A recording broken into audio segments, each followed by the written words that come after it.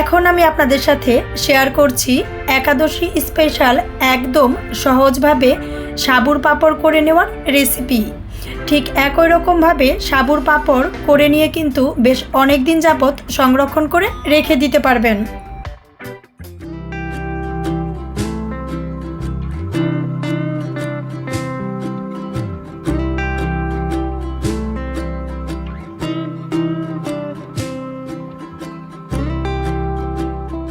একাদশী special সাবুর পাঁপড়ের এই রেসিপিটি করে নেওয়ার জন্যে প্যানে আমি নিয়ে নিচ্ছি 2 মগ জল। জল খুব ভালো করে গরম করে নিয়ে 1.5 কাপ পরিমাণে দিয়ে দিচ্ছি সাবু। টেস্ট অনুযায়ী দিয়ে দিচ্ছি লবণ। লবণ দিয়ে দেওয়ার পর মিডিয়াম লো আঁচে রেখে বেশ অনেকটা সময় নিয়ে খুব ভালো করে সিদ্ধ করে নিচ্ছি। বেশ অনেকটা সময় নিয়ে সাবুগুলো খুব ভালো করে সিদ্ধ করে নিয়েছি। সাবুগুলো কিন্তু আমার খুব ভালো সিদ্ধ হয়ে গেছে।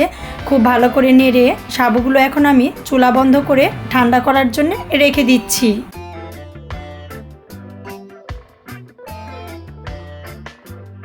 সিদ্ধ করে নেওয়া সাবুগুলো ঠান্ডা হওয়ার পর একটি ব্লেন্ডারের জারে নিয়ে খুব ভালো করে ব্লেন্ড করে নিচ্ছি। ব্লেন্ড করে নেওয়ার সময় আমি কিন্তু এখানে কিছুটা গরম জল ব্যবহার করে নিয়ে খুব ভালো করে ব্লেন্ড করে নিব। সাবুর পাঁপড় করে নেওয়ার জন্য আমি কলা পাতাগুলো ঠিক এরকমভাবে কেটে নিয়ে নিয়েছি। আপনি আপনার পছন্দ অনুযায়ী কলা পাতাগুলো পিস করে নিয়ে নেবেন। কলা পাতাগুলো দিয়েই আমি সাবুর পাঁপড়টা শেয়ার করব। অল্প অল্প সাবুর পাঁপড় দিয়ে গরম থাকা অবস্থায় আমি খুব ভালো করে ছড়িয়ে দিচ্ছি। যতটা সম্ভব পাতলা করেই ছড়িয়ে দিচ্ছি। সাবুটা কিন্তু আমি মোটামুটি ঘন করেই ব্লেন্ডার করে নিয়েছি। ঠিক এরকমভাবে পাতলা করে দিয়ে দেওয়ার পর কড়া রোদে দিয়ে 2 দিন ভালো করে শুকিয়ে নেওয়ার পর আপনি কিন্তু বেশ অনেক দিন যাবত এগুলো সংরক্ষণ করে রেখে দিতে পারবেন। আর একাদশীর দিন বের করে নিয়ে গরম তেলে খুব ভালো করে ভেজে এই পাঁপড়গুলো খেতে পারবেন।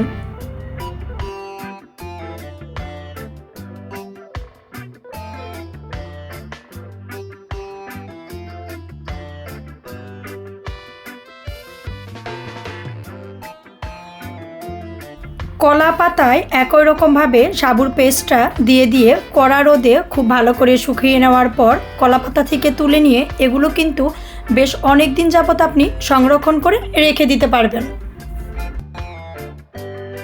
একাদশী স্পেশাল সাবুর পাঁপড়গুলো কিভাবে বানিয়ে নিয়ে বেশ অনেক দিন যাবত সংরক্ষণ করে রেখে দেওয়া যায় এটাই আপনাদের সাথে শেয়ার করলাম।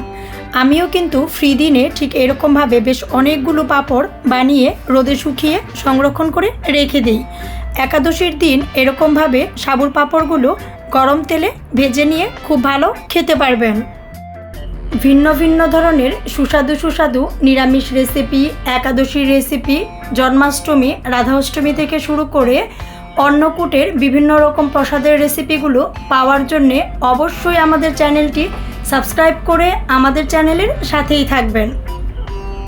আমাদের চ্যানেলে সাবস্ক্রাইব করা থাকলে আপনি কিন্তু ভিন্ন ভিন্ন ধরনের নিরামিষ রেসিপিগুলো প্লেলিস্টে পেয়ে যাবেন।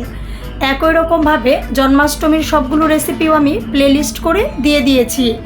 রাধা অষ্টমী, অন্নকূটের বিভিন্ন রকম প্রসাদেরও রেসিপি আমি প্লেলিস্ট করে দিয়ে দিয়েছি। একই সাথে ভিন্ন ভিন্ন ধরনের নিরামিষভাবে কেক করে নেওয়ার রেসিপিগুলো আমি প্লেলিস্ট করে দিয়ে দিয়েছি। যারা নিরামিষভোজী বা নিরামিষ খেতে পছন্দ করেন তারা যদি আমাদের চ্যানেলের সাথে থাকেন ভিন্ন ভিন্ন ধরনের নিরামিষ রেসিপি, কেক এগুলো কিন্তু আপনি সহজেই আমাদের চ্যানেল থেকে পেয়ে যেতে পারেন।